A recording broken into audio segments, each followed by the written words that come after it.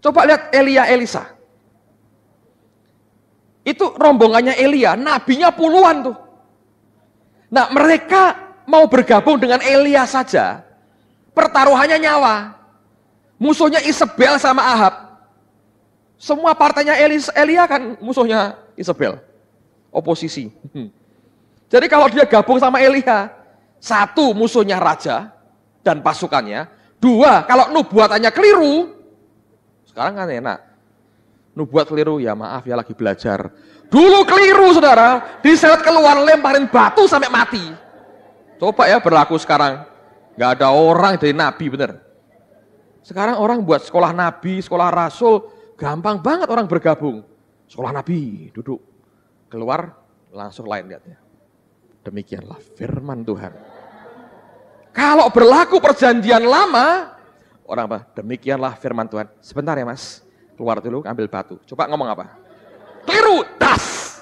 Nah itu gak ada orang jadi nabi, saudara. Non-profit organization. Tapi karena keliru gak apa-apa ya, sudahlah maklumlah. Orang manusia lagi belajar. Tapi kita bonyok, bener saudara, karena nubuatannya dia, yang terjadi begitu. Mereka bergabung dengan Elia, sudah beresiko begitu. Mati aja kalau gabung sama Elia. Memang Elisa dilemparin jubahnya. Tapi dia potong itu 12 lembu yang dia punya. Dia kasih makan semua pegawainya, dia pamit orang tuanya ikut Elia. Belasan tahun, lenyap, cuma melayani Elia. Sampai titik mereka bergerak dari Gilgal, terus sampai ke Yordan. Rombongan Nabi di setiap garis itu ada. Tapi di garis terakhir yang namanya Yordan, yang lain cuma lihat dari jauh. Cuma satu yang ikut. Dan itu tidak ditunggu loh saudara. Elia berkata, kamu tinggal di sini ya, gua mau ke sana. Nggak mau, ikut, saya ikut. Ikut. Sampai dekat Yordan, kamu sini aja ya, aku mau ke sana. Enggak, aku ikut. Sebab panggilan ini hanya harus Anda ambil. Nggak bisa Anda tunggu. Warisan. Mohon belas kasihan Tuhan. Kiranya diberikan rezeki secukupnya supaya dapat makan pada hari ini. Dapat cepek. Kita bilang, terima kasih, Tuhan memberkati. Bukan, kita bukan tipe pengemis. Anda mesti ambil. Tidak ada orang yang nunggu yang begituan. Anda mesti ambil. Amen, saudara. Ini bagian-bagian yang menurut saya kita mesti belajar. Sekali lagi saya berkata, ini Anda harus ambil. Mesti ambil. Kalau Anda merasa, oh Tuhan mau pakai saya. Nah, Joyce Meyer berkata, nubuatan itu cuma kemungkinan. Bagus ya, nubuat itu adalah suatu kemungkinan yang akan terjadi.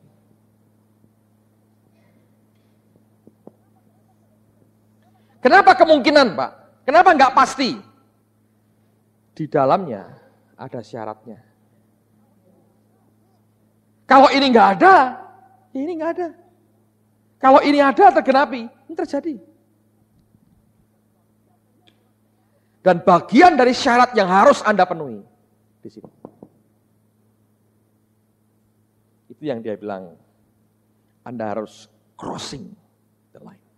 Anda mesti lewati, terobos garis itu. Nangkap ya saudara ya. Simple. Saya belajar bahwa ini menarik sekali. Semua ya hamba-hamba Tuhan yang datang gitu ya, kalau saya lihat. Anda kan tahu masing-masing punya ukuran greatness yang berbeda-beda ya. Anda tahu E.L. Gill. Saya mau beritahu, saya perlu ceritakan E.L. Gill. Tahu nggak Anda? Ada satu orang bertobat lahir baru. Gara-gara Anda merayakan ulang tahunnya Papa Gill. Ya, true. Ini orang cari Tuhan, saudara. Backgroundnya ya, saya nggak tahu persis ya, tapi pokoknya cari Tuhan. Dia muter-muter ke gereja. Setiap masuk gereja, apapun dia masuk. Nah, bilang, capek lah kayak gini. Dia datang di saat yang luar biasa, Papa Gill ulang tahun. Dia pertama kali datang ke gereja pada hari Minggu itu. Dan dia lihat ada orang tua dirayakan ulang tahunnya maju 1 hari. Ya kan? Dengan balon, dengan segala macam. Itu bisa membuat dia bertobat, saudara.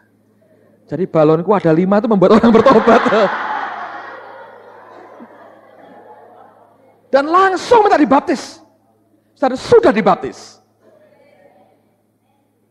Dia bilang, ini gereja kok aneh ya? Gereja kok pakai balon dan ulang tahun? Jadi dia ngelihat itu. Saya nggak tahu apa yang dia rasakan ya. Most probably itu karena kasih Tuhan lah saudara ya. Dia merasakan kasih Tuhan. Mungkin anaknya nggak pernah bilang, papa selamat ulang tahun, nggak pernah. Istrinya juga mungkin lupa hari ulang tahunnya dia. Orang tuanya lupa hari ulang tahunnya dia.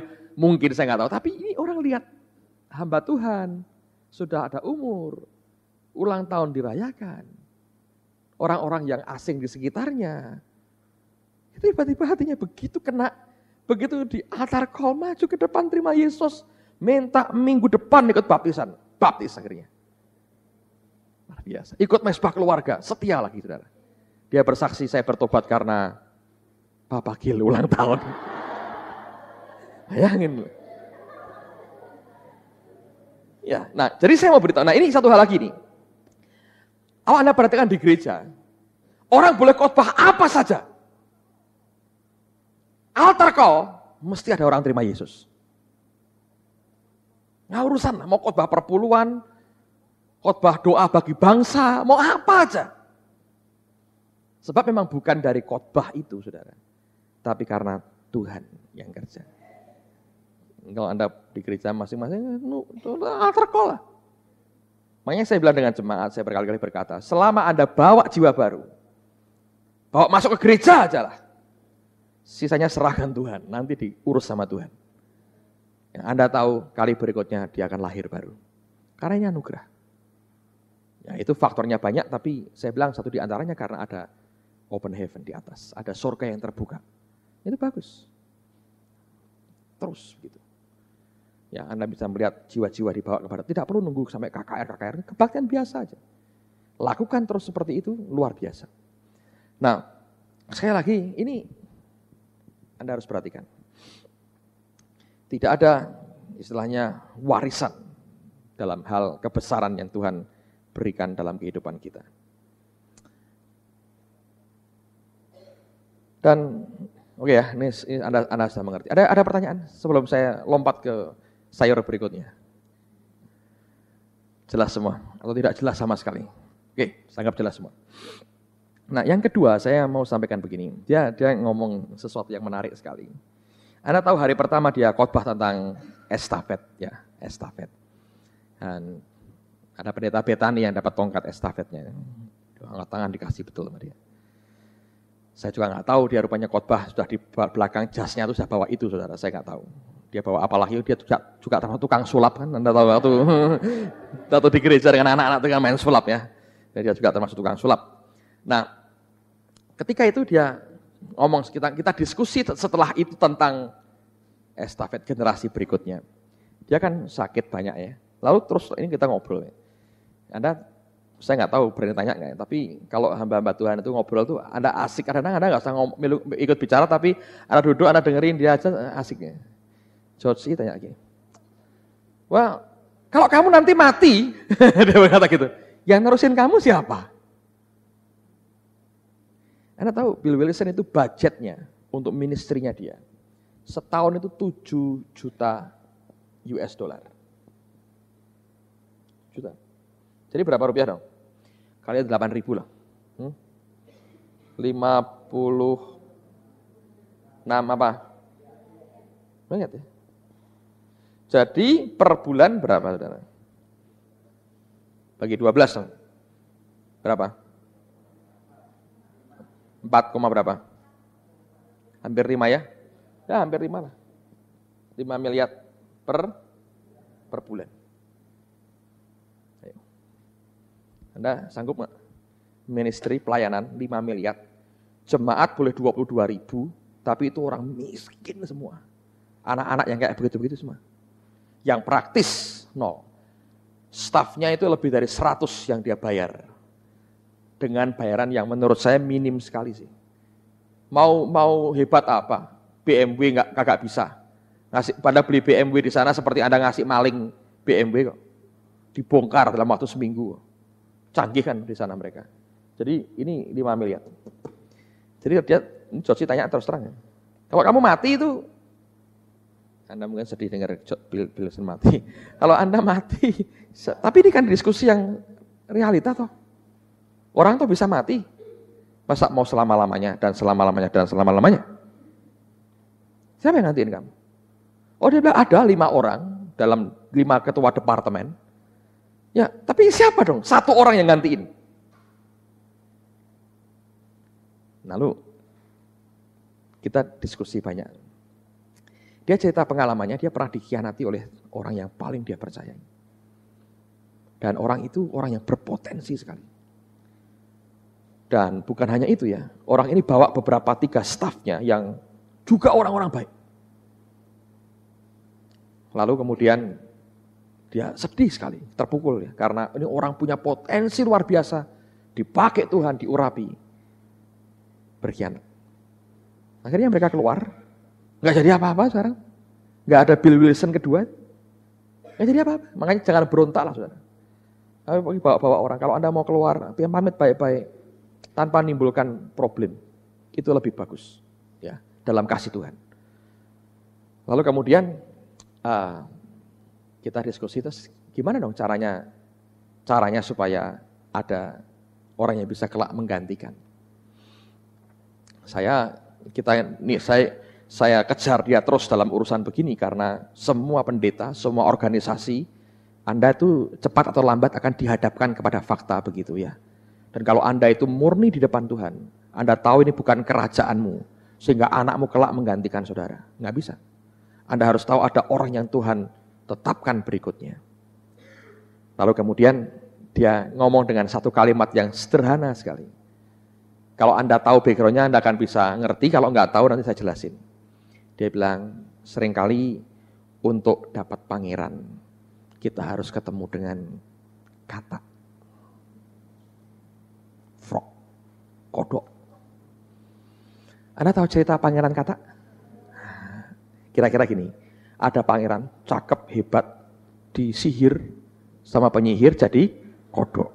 Kalau ada putri yang mencintai si kodok, baru kemudian si kodok bisa balik jadi pangeran. Jadi dia berkata, kamu kalau ketemu ya kayak kuda yang untuk perang, anjing bulldog, harimau, singa, gajah, kamu ketemu yang begitu-begitu, nggak pernah jadi pangeran. Gajah akan nginjek kamu, harimau nyakar kamu, apalagi kuda akan nyepak kamu, anjing gigit kamu. Dan tetap mereka jadi anjing, jadi kuda, jadi gajah, jadi harimau. Tapi kalau kamu bisa ketemu kodok, mungkin kamu akan ketemu dengan pangeran. Lalu Ibu Ruth tanya, berapa pangeran yang sudah kamu ketemu? Belum satu pun. Kodoknya tetap kodok ternyata, bukan pangeran kodok rupanya. Dan dia berkata, itu kadang-kadang frustrasi. Ngerti maksudnya saudara? Kenapa kok kodok? Sebab biasanya orang dipanggil dalam tugas yang begitu besar. Itu orang yang nothing, gak ada apa-apanya. Tapi belum tentu semua yang nothing itu ada apa-apanya di dalamnya loh. Bisa kosong lahir batinnya juga bisa saudara. Iya toh. Memang itu kodok, bukan pangeran kodok, memang kodok. Anda kasih bawa ke mahkota, bawa ke istana pun lompatnya sama, memang kodok dia. Ya, terbaik jadi suike itu kita makan sama-sama. Tapi kan nggak ada pangeran gajah, pangeran singa, pangeran apa nggak ada, pangeran anjing apalagi nggak ada saudara. Cuma dia istilahnya berkata, kalau untuk orang bisa menemukan seseorang yang akan jadi prince, jadi pangeran, orang itu mesti akan sadar aku ini tidak lebih dari kodok, sang kodok tadi. Tapi kemudian dalam polesan tangan Tuhan, dia jadi pangeran. Nah, ini Bu Ruth pertanyaannya luar biasa. Anda kalau lihat kita ngobrol gitu ya, Anda bisa, kadang-kadang saya itu tergoda tidak bawa dia ke mimbar, saudara.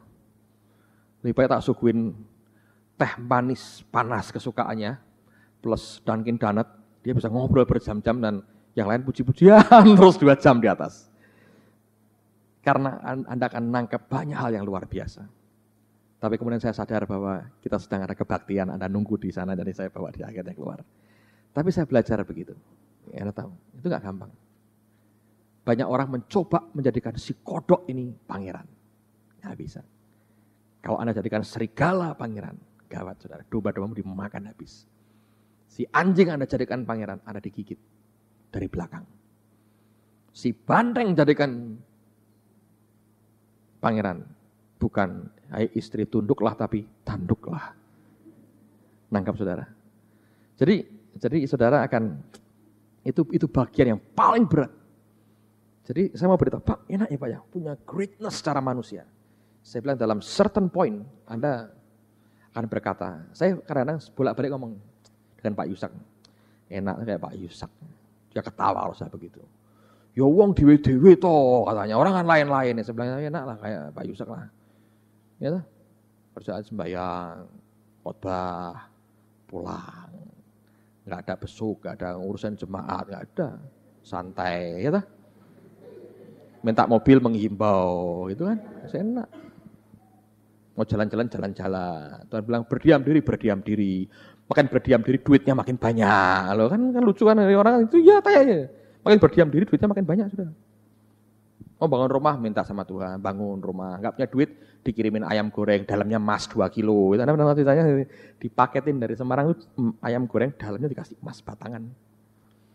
Jadi kadang-kadang itu kan saya bilang enak kan, enggak usah ribut urus siapa. Waktu senggang bermain dengan anak cucu itu enak. Sama sisi-sisi tertentu. Anda akan tahu bahwa itu bukan hal yang gampang. Menangkap saudara ya. Tetap ada harga yang mesti dibayar. Jadi jangan ingini apa-apalah, ingini Tuhan saja.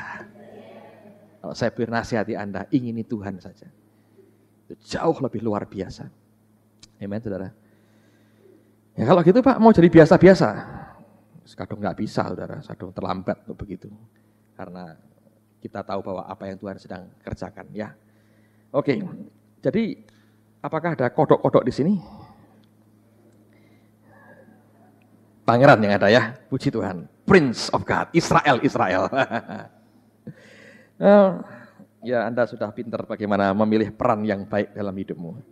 Saya harap itu selalu Anda ingat. Jangan jadi kodok, jadi pangerannya Tuhan. Apalagi ya, oke kita masih punya cukup waktu. Nah, hal yang ketiga yang saya mau sampaikan buat saudara adalah ini.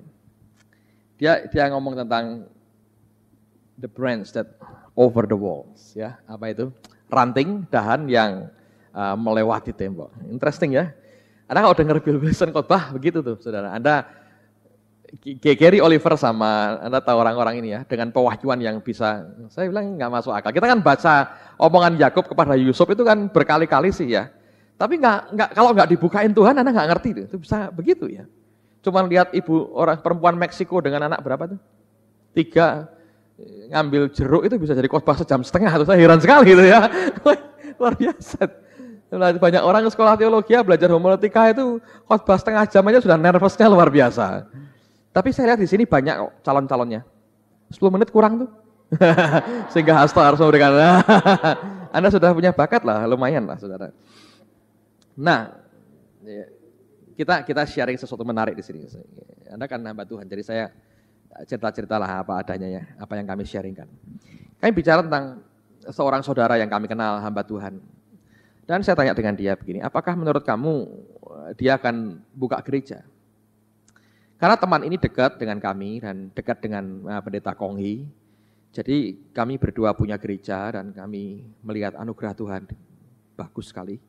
Kami diberkati, Konghi juga diberkati dan dia nggak punya gereja. Dan kalau Anda ngerti ya, bahwa gereja itu satu-satunya agent Tuhan di bumi ini. Tuhan nggak punya agen yang lain. Agen tunggalnya Yesus cuma satu, gereja namanya. Ya. Dan gereja dalam masa pemulihan seperti ini itu merupakan kekuatan yang luar biasa.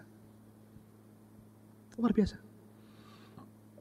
Secara sosiologis saja ya, gereja itu memberikan 2 kontribusi yang kalau itu digabungkan, itu hebat. Yang pertama itu orang. Yang kedua apa, saudara? Hah? Apa? Ayo. Di dalam gereja itu ada dua konteks secara sosial. Ada orang dan ada? Hah? Coba jawab. Salah nggak apa-apa? Orang dan? Hah? Uang dan apa lagi? Gedung, apa lagi?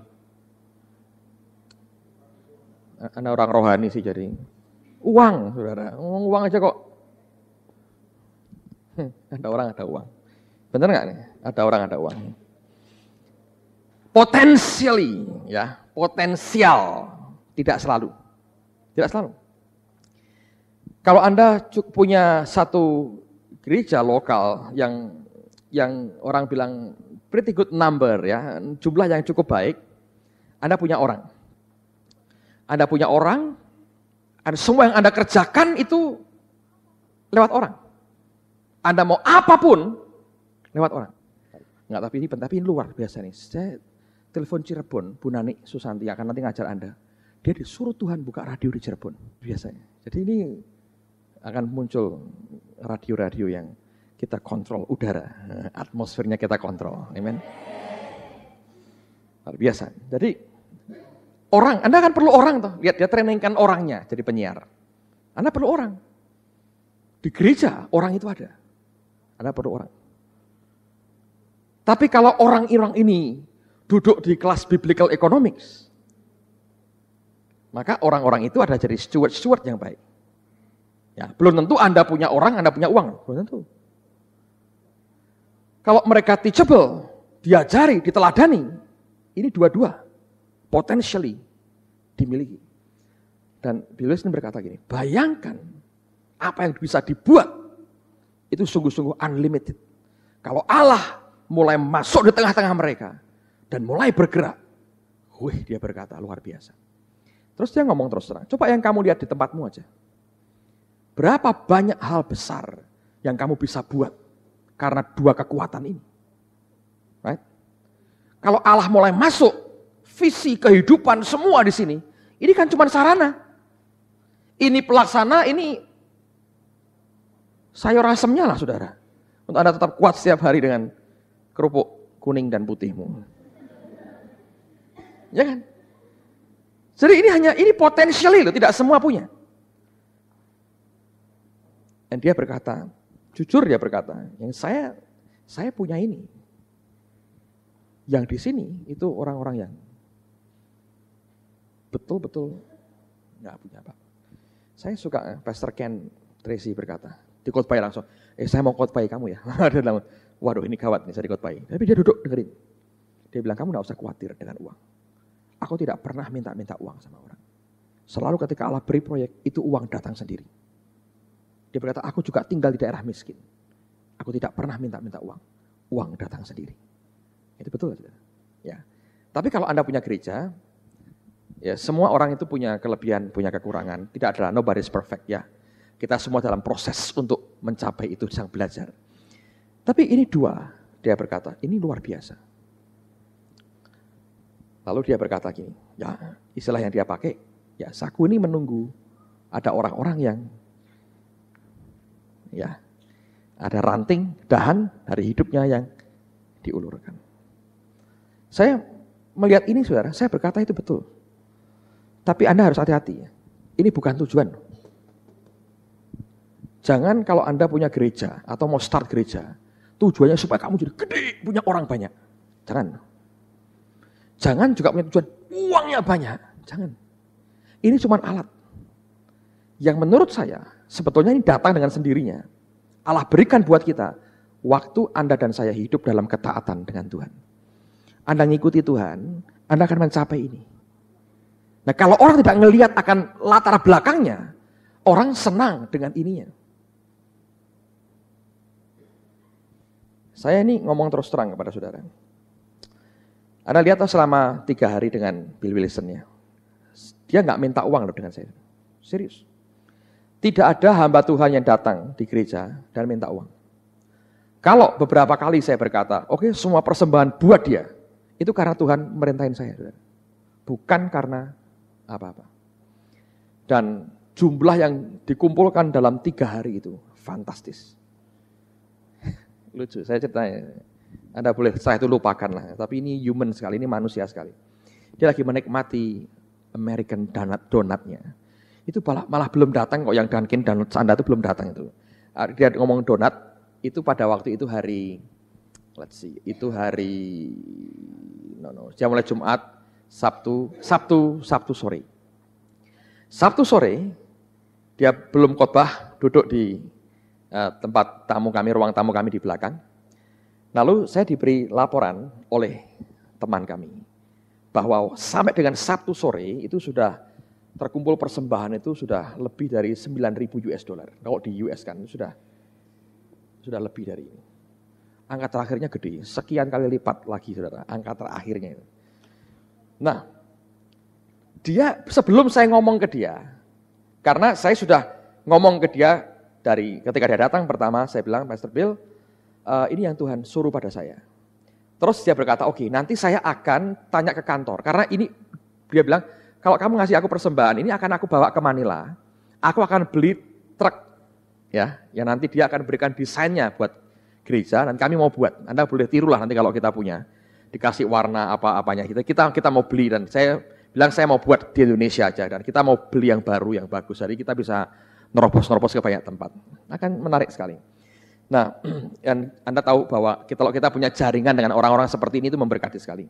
Lalu dia berkata, saya akan telepon kepada kantor saya di Amerika, saya mau tanya, itu masih kurang berapa? Karena sebetulnya, kalau nggak salah dia bilang itu sekitar 15.000 dolar untuk dibutuhkan untuk beli truk itu. Nah, sore itu dia datang ke gereja, lalu kemudian dia ngomong dengan saya, dia bilang, Pastor, ini tadi aku sudah telepon kantor, ternyata sudah ada persembahan masuk dari beberapa tempat lain, kurangnya masih 9.000. Saya ketawa, saya tunjukin kertasnya, saya bilang, ini kita sudah 9.000 lebih. Itu donat di mulutnya jatuh, katanya.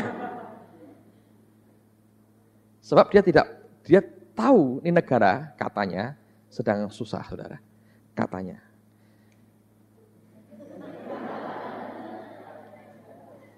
Ya, tapi saya berkata, ya, saya bilang, dia bilang, waduh, saya nggak nyangka tuh. Dan saya berkata, saya sudah ngomong semuanya, dan aku nggak peduli berapapun. Saya bilang, saya tabur untuk ministrimu. Waduh, nangis ya saudara. Dia bilang, tadi pagi saya ketemuin dia di airport. Saya bilang, ini semuanya saya kasihin kamu, ini perhiasan kamu bawa, ada yang ngasih perhiasan, ada yang ngasih jam, ada yang ngasih macam-macam, ballpoint, kasih ballpoint main anak-anak, saudara. Gambarnya ini depuh atau apa gitu ya. Wah, dia diambil semua, dia bilang, oh ya saya bisa kasihkan salah satu anak yang di Brooklyn. Siapa tahu kalau akan muncul di bukunya bahwa ballpen itu mengubah banyak anak, saudara ya. Well, jangan meremehkan hal kecil dong ya. Wong trek-trekan itu aja bisa membuat anak yang matanya satu. Ya, itu diberkati kan. Dan dia bilang, aku nih sebetulnya shock dengan kalian. Dia bilang, saya nggak masuk akal saya itu. Kok bisa begini? Saya bilang, ya nggak ada yang. Saya bilang, kamu kan tahu bahwa kita ini hidup di tengah-tengah alam khayalan yang tidak pernah nyata. Saya berkata, nggak ada yang masuk akal kita kok. Setiap hari kan tidak pernah masuk akal kita. Dia bilang betul. Nggak ada yang pernah masuk akal kita. Nangkap saudara. Nah kalau Anda punya orang yang teachable, Anda kan tahu saya tidak, saudara mari kita memberi, saudara, kita perlu memberi. Saya kan nggak begitu, saya nggak bisa saudara begitu. Anda kan tahu saya berkata, mari kita beri, ini begini, ini begini, ini begini. Yang membuat saya bahagia, responnya. Artinya mereka ngerti dengan apa yang harus mereka buat. Sambil saya ngajari ke mereka, ini gereja bukan tempat ngumpulin duit, saudara. Kita ini mau jadi penabur. Nangkap, saudara. Pak, kenapa? Saya bilang, ya itu karena Tuhan yang suruh. Tapi saya berkata, apa ruginya? Saya membuktikan bertahun-tahun. Saya buat seperti itu, tidak pernah rugi 1 rupiah pun. 2 tahun lalu dia datang. Sekolah minggu kami cuma 60 anak. Hari ini hampir 700 anak, saudara. Berapa? 10 kali lipat. Itu 500 sekian anak diselamatkan. Nothing. 2 tahun lalu persembahan kami jauh lebih kecil dari angka ini. lain bisa berikan sekian kali lipat dalam 2 tahun kemudian, itu kan siapa lebih bahagia? Saya, gereja bahagia. Itu lebih berkat memberi daripada menerima. Nanti dia kasihin ke orang lain. It's fine. Saya ngerti dia, saya pernah lihat tempat tinggalnya, tidurnya di gudang. Sampai sekarang Brooklyn ini sebagus-bagusnya kayak apa saudara Brooklyn? Ya. Jadi kalau Anda punya 2 ini bagus. Ini bukan tujuan. Tapi kalau Anda punya Tuhan, ini akan dilengkapi Tuhan dalam kehidupan kita. Dia pakai hidup kita, dia bergerak bersama dengan kita. Amen, saudara. Jadi saya mau berkata bahwa ya bagaimanapun ini 2 hal yang penting. Tapi sekali lagi itu cuma alat saja. Dan itu bukan tujuan kita.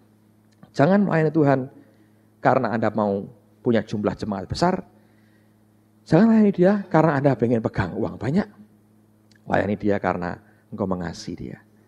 Ingat dikatakan bahwa the love of Christ constrain me. Push me towards something. Ya, mendorong kita ke arah sesuatu. Itu karena kasih Tuhan. Hanya karena kita mengasihi dia dan karena kita cinta dia. Jam 12 saya harus selesai. Karena mobil yang saya pakai harus jemput N sebentar lagi. Kalau tidak nanti dia terlantar di airport dengan Pak Ardian. Dan Pak Ardian itu bagus sekali antar jemput pendeta. Dia jemput ke Jakarta. Dan kami kalau dengan Bill kita mesti pulangkan dia sampai ke Jakarta kami temani karena kesehatannya. Kita nggak bisa, bye-bye. Kalau Gary Oliver masih bisa, dia masih bisa berholy-holy dengan yang lain-lain. Go ahead, saudara ya. Tapi kalau Bill, holy-holy dengan siapa? Dia bukan holy-holy. Jadi kita harus temani karena alasan kesehatannya. Sejauh kita bisa antar dia, kita akan antar dia. Dan itu bagian dari ministry yang kita buat. Luar biasa, Allah memberkati kita dengan banyak hal yang ajaib. Anda diberkati? Amen. Saya harap Anda belajar sesuatu lewat semuanya ini. Dan saya percaya bahwa nama Tuhan dimuliakan. Mari kita berdiri sama-sama.